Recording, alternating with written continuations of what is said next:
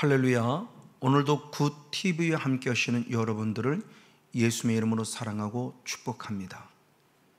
성경 안에서는 예배의 거룩한 성공자들을 많이 찾아볼 수 있는데, 대표적으로 예수님을 인격적으로 만나고 난 다음에 삶의 변화에 대한 첫 번째 반응을 보인 귀한 존재가 있으니, 요한복음 4장에 기록된 사마리아에 살고 있는 한 여인이었습니다. 그 여인은 예수님을 인격적으로 만나는 순간 예배에 관심을 갖기 시작했습니다. 맞습니다. 예수님을 인격적으로 만난 은연에 섰을 때 그 은혜의 척도가 뭐냐? 얼마만큼 예배에 정진하느냐에 따라서 은혜 있는 사람은 예배 속에 정진하게 되고, 은혜가 떨어지는 사람은 예배로부터 멀어지는 것을 보게 되죠. 그래서 요한복음 4장 20절의 말씀에 사마리아 여인이 하나님의 은혜를 공급받는 순간부터 예배에 관심을 가질 때, 우리는 이 산 그리심산에서 주님을 예배하는데 당신들은 예루살렘에서 예배하더이다 라고 말하며 예배에 관심을 갖는 변화의 모습을 보여줍니다. 우리도 그만큼 하나님을 인격적으로, 예수님을 인격적으로 만난다면 가장 먼저 우리의 관심의 핵심은 예배가 되어야 한다는 사실, 영적 원리를 잘 가르쳐주는 말씀이죠. 자, 그런데 예배에 관심을 갖는 건 참 감사하고 좋은데, 한 가지 안타까운 것은 아직도 영적인 무지 속에 있기 때문에, 그리심산에서 예배를 드려야 옳은 것입니까? 아니면 당신들처럼 예루살렘에서 예배를 드려야 옳은 것입니까? 라고 묻는 어이없는 질문이 나옵니다. 왜?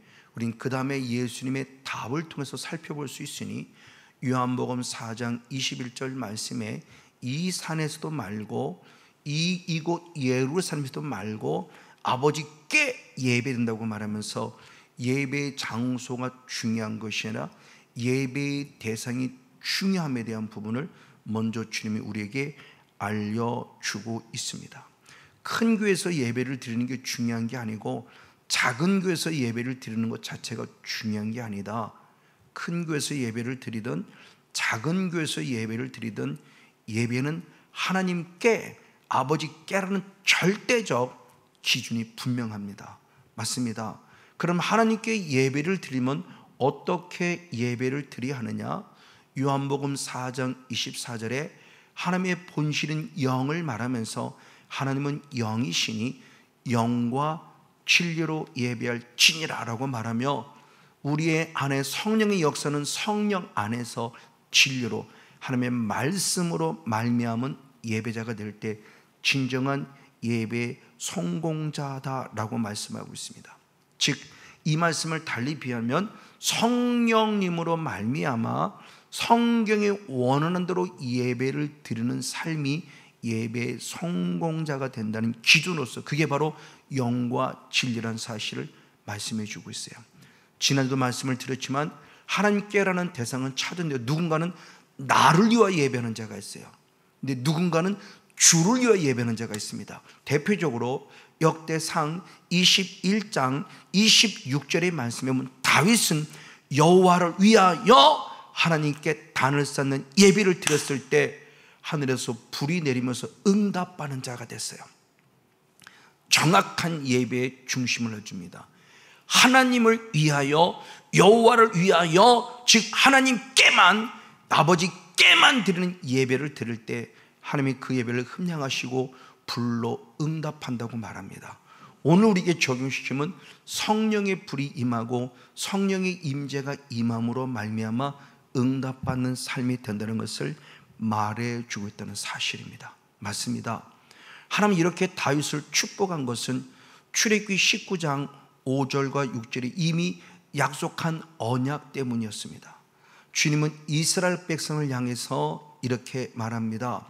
내가 너희들이 만일 내 말을 잘 듣고 내가 원하는 언약을 지키면, 그럽니다. 그러면서 너는 내 소유가 될 것이고 제상 나라가 될 것이고, 그리고 거룩한 백성이 되리라. 이걸 반드시 그들에게 알려주라 라고 말하며 주님의 거룩한 명령이 있어요. 다윗이 왜 이런 훌륭한 축복을 받을 수 있는가? 주님의 언약이에요. 내가 너에게 주는 언약의 말씀을 잘 들어라. 그리고 그 언약을 지켜라.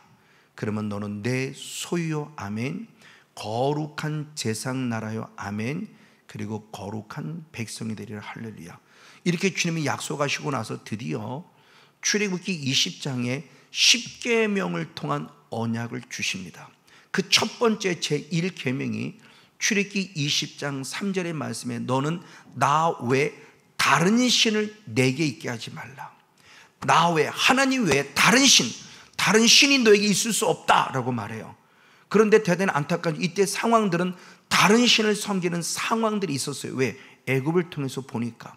그래서 주님이 첫째 말씀을 주면서 다른 신을 내게 있게 말라. 그리고 2계명으로 넘어가서 출애굽기 20장 4절의 말씀에 다른 신을 두는 것이 뭐냐? 우상으로 만든 것이고 형상으로 만든 것이에요. 근데 우상을 섬기는 목적이 있으니 나를 위하여라고 말해요. 나를 위하여, 자기 자신을 위하여 우상을 만들지 말라. 형상을 만들지 말라. 그리고 그들에게 절하지 말라. 만약 이게 주님의 언약인데 이 언약을 저버리면 어떤 결과를 하느냐? 출애굽기 20장 5절 말씀 역시 계속 말씀했을 때 주님 스스로 말하기를 나 외에 다른 신을 우상으로 만들어 섬기면 내가 미워하는 바인 줄 알기에 너희들을 3대 4대까지 저주할 것이다. 그러면서 당신 스스로를 나는 질투하는 하나님이라고 말씀함을 통해서 하나님의 어미를 우리에게 보여주면서 하나님의 언약이 무엇인가를 절대적으로 분명히 알려주고 있습니다. 이렇게 주님은 신신당부했지만 대단히 안타깝게 예레미야 22장 9절의 말씀을 통해서 보면은 이들은 여호와의 언약을 어기고 다른 신을 섬겼다라고 표현함을 통해서 결국 북쪽 이스라엘은 아수르에게 나라를 빼앗겼고 남쪽 유다는 바벨론의 나라를 빼앗기는 성경 말씀이 그대로 이루어지는 아픔을 겪는 모습을 보게 됩니다. 언약을 어겼기 때문이죠. 거룩한 나라요, 그의 소유된 백성이요, 왕같은 제상의 나라로 세워졌음에도 불구하고 그 권리를 누리지 못하고 축복을 누리지 못하고 다 빼앗겼어요. 왜? 언약을 어겼기 때문에. 자, 그런데 이런 상황과 이런 환경에도 불구하고 누군가 하나님의 언약을 지키는 믿음의 조상들이 있었어요. 그들은 무엇 하는 자느냐? 하나님이 원하는 대로 주님을 온전히 예배했는데 그 예배의 성공자의 비밀이 성경을 통해서 가르쳐주고 있습니다. 그런 믿음을 지킨 신앙의 위인들, 그들은 거룩한 나라가 됐고 주님의 소유가 됐고 왕같은 재상이 되는 축복을 공급하고 있었던 것은 성경이 원하는 대로, 언약이 원하는 대로 말씀을 지켰기 때문이에요. 대표적인 몇 인물을 볼 때 야곱입니다. 하나님은 창세기 3장 35장 1절 말씀에 야곱에게 말합니다. 야곱아, 베델로 올라가라. 그리고 하나님을 위하여 단을 쌓아라는 거룩한 명령을 주십니다. 언약이죠. 이 언약을 지키려고 야곱이 한 행동이 있어요. 그냥 베델로 올라가서 예배드린 게 아닙니다. 주일날 와서 나 교회 왔다, 그리고 그냥 예배드린 게 아니에요. 온전한 예배가 무엇이고 하나님의 언약이 원하는 바가 무엇이냐는 영적 원리를 아는 신앙을 가졌으니 그의 삶 속에서 역시 창세기 35장 2절과 4절의 말씀을 아주 중요한 영적 원리를 알려주니 바로 그가 외삼촌 라반의 집에서 나올 때 가지고 아내가 가져갔던 드라빔을 비롯한 이방의 신상들을 다 모아다가 세겜 근처 상수리 나무 아래 무덤으로 말미암아 예배로 하나님께 올려드리는 영적인 초석을 만들었어요. 그냥 나와서 예배드리는 것이 아니라 내게는 영적 찌꺼기, 하나님을 예배할 때 방해되는 영적 찌꺼기, 그걸 먼저 버렸던 겁니다.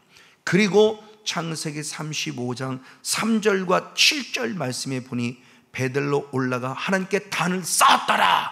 거기서 단을 쌓으며 그 지역을 엘 베델이라 하였더라. 처음에는 베델이라는 이름을 가졌는데 엘 베델, 베델은 하나님의 집인데 엘 베델은 하나님의 집에 하나님이신 그분께 예배를 드렸다는 것을 보여주고 있어요. 그럼 예배드린 열매가 뭐냐는 거죠. 창세기 35장 5절 말씀에 중요한 말씀을 하십니다. 야곱을 바라본 주변에 많은 민족들이 있었는데 그 어떤 민족도 야곱을 건들 수 없었다. 야곱을 두렵게 만들었다. 하나님을 두렵게 만들었다. 그래서 하나님을 믿는 참 예배자를 건들지 못하게 만들었다라고 말하며 예배주는 놀라운 축복이 성경 기록되어 있습니다. 그냥 드렸나요? 아니요. 먼저 선행되는 조건이 있었습니다. 내게는 영적 찌꺼기, 하나님께 나가는데 방해물이 되는 영적 찌꺼기를 제거하면서 주님 앞에 나간 멋진 모습을 보여줘요.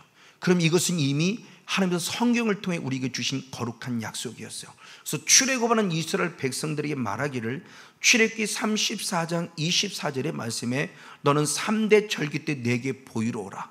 내게 보이러 오면 나는 그들을 쫓아낼 것이고 너의 지경을 넓혀줄 것이며 아무도 너의 축복을 빼앗지 못하도록 내가 함께 하겠다라는 확실한 약속이 성경에 기록되어 있습니다.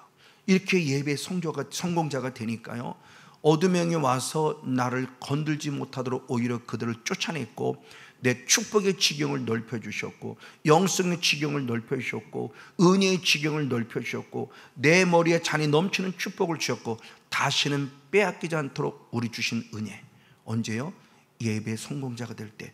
어떠한 예배 성공자?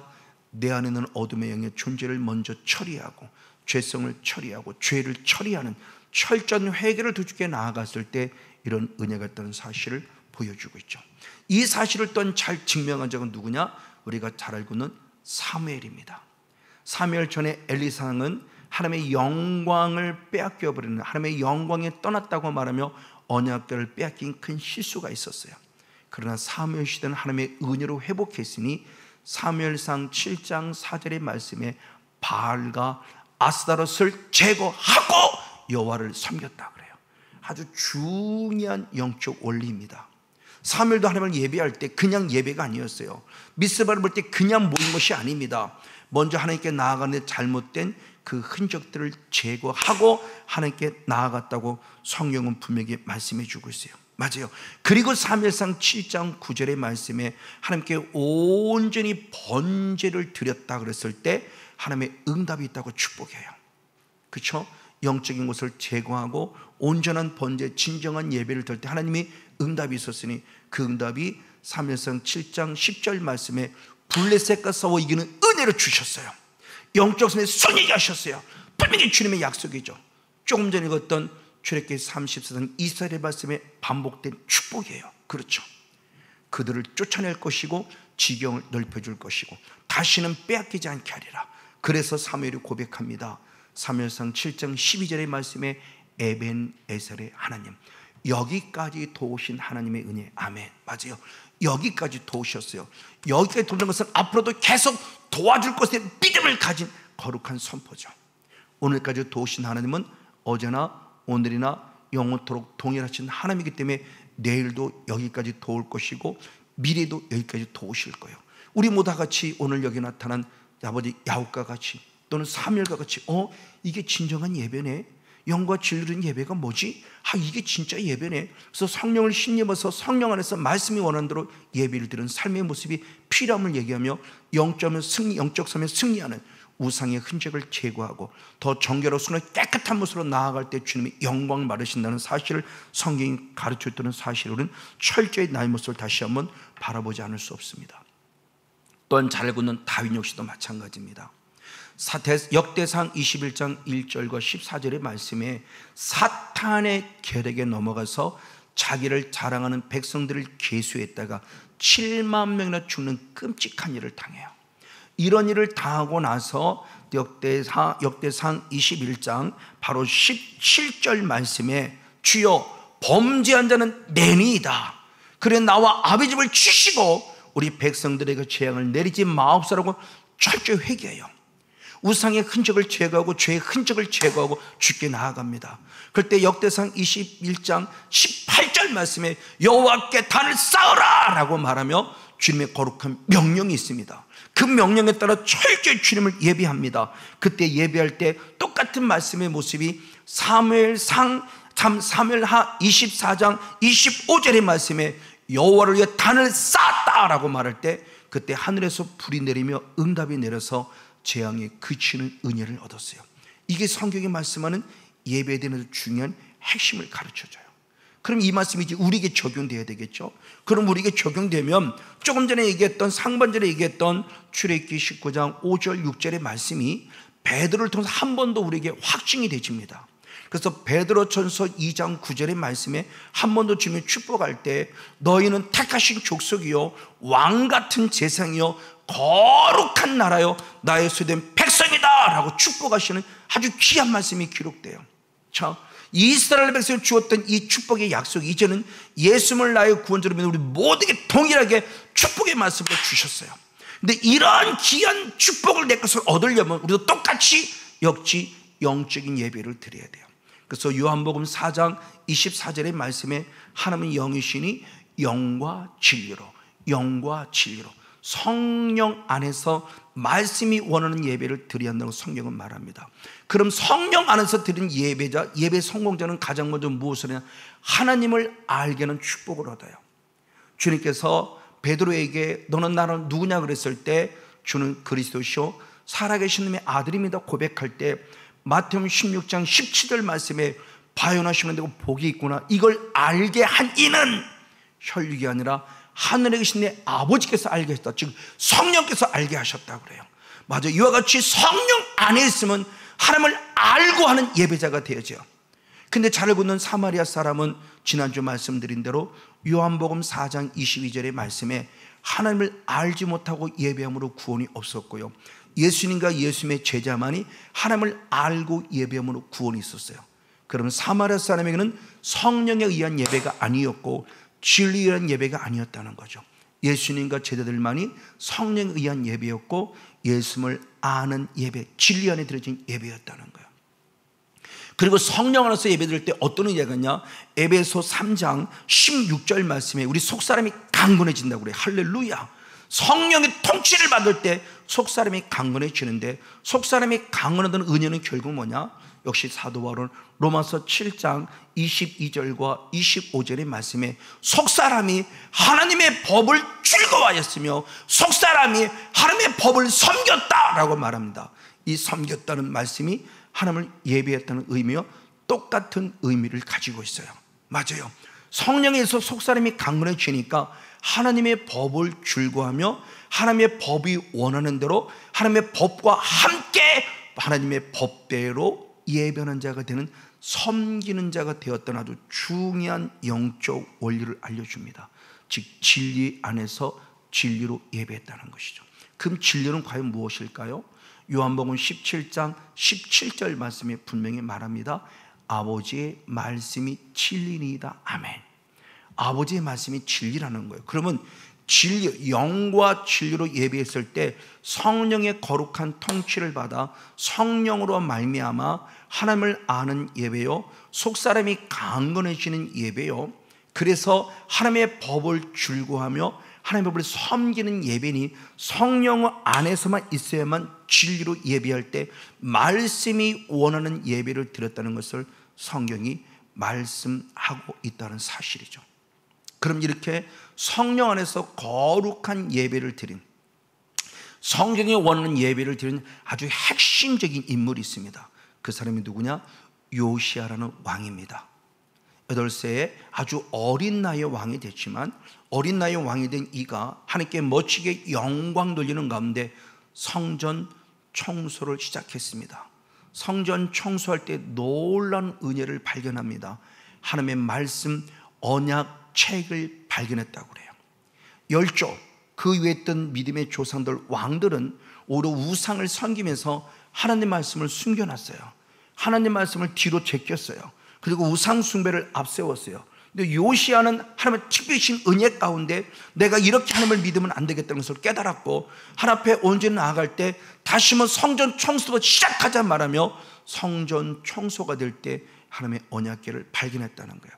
그래서 열왕기하 23장 2절과 3절의 말씀에 보면 언약책을 발견했고 이걸 본인이 읽었고 본인이 들었고 그리고 백성들에게 이 말씀을 증거했다고 말하면서 아주 중요한 말씀이 언약의 말씀을 이루게 하리라 라고 했을 때 백성들이 그 말씀을 똑같이 듣고 우리도 그렇게 하겠다는 말하며 반응하면서 언약을 쫓겠다고 말하는 멋진 승리의 모습을 보여줘요.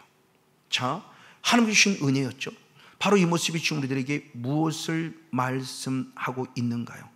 언약이 원하는 바가 무엇이고 언약을 이루어드는 요시아와 더불어 이스라엘 백성들의 반응은 어떠한 반응이었는가? 열왕기하 23장 19절과 20절의 말씀을 보면 사마리아 각 성읍에 지어져 있는 산당을 제거했다. 요시아 왕이 다 제거했다. 우상의 흔적들을 다 제거했다. 그리고 그 산당의 제상들을, 우상을 섬기는 제상들을 다 죽였다고 말하며 불살았던 말씀을 통해서 말씀이 기록된 대로 말씀이 원하는 바를 이루어졌다는 거예요. 즉 그가 발견한 성경책을 보니 우리 믿음의 선조는 다윗을 비롯해 히스기야를 비롯해 많은 하나님의 사람들이 어떻게 했는가?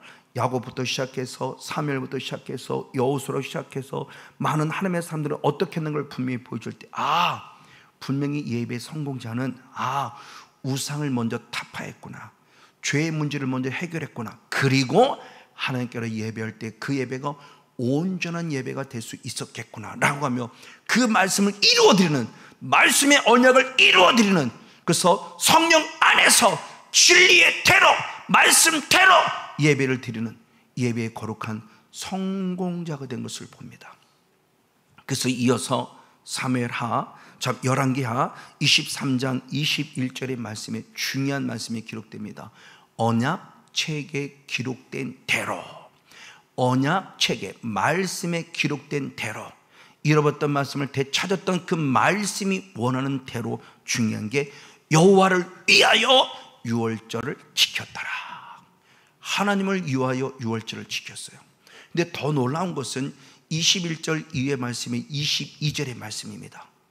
분명히 요시아 왕이 하나님께 유월절 예배를 드렸는데, 유월절 예배를 드릴 때 사사 시대부터 시작해서 북쪽 이스라엘의 열왕이든 남쪽 유다의 열왕이든 요시아와 같이 이렇게 유월절을 지키는 왕이 없다라고 표현할 정도로 많은 사람이 예배를 드린 듯 싶으나 예배의 성공자가 되지 못했음을 보여줘요. 이게 얼마나 충격인지 모릅니다. 여러분, 이 말씀을 그냥 하나의 역사 이야기로 돌려버리지 마십시오. 코로나가 끝난 이후 우리는 진짜 예배다운 예배를 드리고 있나요? 코로나 이전은 어땠고 코로나 이후에는 어떤가요? 유월절을 지켰는데 사사 시대부터 지금까지라면, 코로나 시대부터 지금까지 우리에게 적용시켜 볼 때 우리는 정말 주님이 원하신 진정한 유월절, 구원의 은혜가 감사한 유월절의 거룩한 예배를 드리고 있나요? 그 감격스러운 예배를 드리고 있나요? 아무도 그런 예배를 드리지 않았다는 말을 통해서 우리에게 대단히 큰 충격을 줍니다. 자, 이런 모습 가운데 영적 싸움을 잘 싸운 기드온의 300용사가 있어요. 미디안과 싸움을 싸울 때 아주 기드온을 통해 준 영적 원리를 알려줍니다. 300명의 용사로 어떻게 싸웁니까? 그럴 때 기도는 뭐라고 선포하는가? 사사기 7장 17절 말씀이 아주 중요한 말씀. 나를 잘 봐라. 그리고 내가 행하는 대로, 내가 하는 대로 너희는 그대로 나를 쫓아 나와 함께 하자고 말해요. 맞습니다. 그리고 드디어 사사기 7장 18절에 이어서 기도를 하는 그대로 따라 나팔을 불면서 여호와를 위하라 라고 말하며 싸울 때 반드시 승리했어요. 싸우는 목적도 여호와를 위해 싸우는 겁니다. 내 유익을 위해 싸우는 게 아니에요. 이런 영적 싸움을 싸울 때 멋지게 승리했다는 거예요. 맞아요. 지금도 마찬가지입니다. 영적 싸움을 싸워서 우상의적을 끌어낼 때 여호와를 위해 싸웠고 여호와를 예배자가 될 수 있다는 걸 알려줍니다. 이 사건을 그대로 기록한 자가 바울이죠. 고린도전서 11장 1절 말씀에 당당히 말합니다. 내가 그리스도를 본받은 것 같이 너네를 본받아라 말하며 우리의 믿음의 초점이 예수고 그 예수님을 닮아가고는 오직 수지의 사장, 목사가 아닐까요? 목회자가 아닐까요? 그를 바라보면서 나도 목사님과 같이, 나도 권사님과, 나도 전사님과 같이 내 신앙의 모토와 같이 함께 나아감을 통해서 한 영혼도 낙오되지 않냐고 다시 출애굽기 34장 24절 말씀대로 예배의 거룩한 성공자가 되어짐으로 하면 한 영혼도 낙오되지 않고 악한 영의 존재는 떠나갈 것이며 진정한 예배의 성공자가 될 때 지경이 넓혀지는 놀라운 축복의 주인공 우리 모두가 되어지기를 예수님의 이름으로 간절히 축복하고 축원을 드립니다.